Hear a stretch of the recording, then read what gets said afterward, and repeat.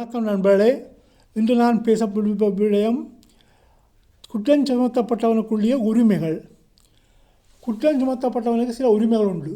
குற்றம் சுமத்தப்பட்டவன் நீதிமன்றத்துக்கு கொண்டு வரப்படும் போது அவனுக்கு சில உரிமைகள் உண்டு.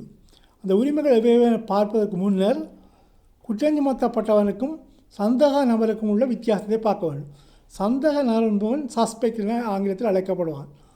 சஸ்பெக்ட் என்பது without concrete evidence he is suspected of a criminal offense or criminal act. அதாவது தாராளமான வலுவாய்ந்த சாட்சியங்கள் இல்லாமல் அவன் சந்தேகமாக கொல்லப்படுவான்.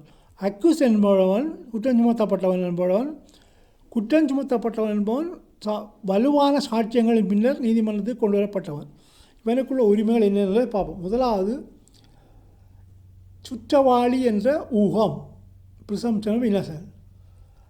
அதாவது அவன் குற்றம் சுமத்தப்பட்டவன் குற்றம் நிரூபிக்கப்படும் வரை அவன் குற்றவாளி என்ற ஊகம் எழும் நீதிமன்றத்தில். இந்த பேர்டன் ஆஃப் ப்ரூஃப் என்ற குற்றத்தை நிரூபிக்கும் பொறுப்பு ப்ராசிக்யூஷன் வழக்கு தொடர்ந்ததை சாரும். அடுத்ததாக குற்றம் சுமத்தப்பட்டவன் நீதிமன்றத்தில் மௌனம் சாதிக்கும் உரிமை உடையவன். அடுத்த உரிமை குற்றம் சுமத்தப்பட்டவன் நியாயமான காலத்துக்கு உள் நீதிமன்றத்தில் விசாரிக்கப்பட வேண்டும். அவ்வாறு விசாரிக்கப்படாவிட்டால் அந்த நீதிமன்ற நீதி டிலேயானதாக கொள்ளப்படும்.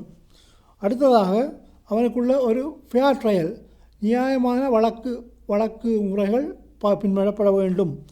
அடுத்ததாக ட்ரையல் பை ஜூரிமாரின் முன்னால் அவன் விசாரிக்கப்பட வேண்டும். இவையே ஒரு குற்றம் சுமத்தப்பட்டவர்களுக்குள்ளான உரிமைகளாகும். மீண்டும் சந்திப்போம் நண்பர்களே. வணக்கம். சென்று வருகிறேன்.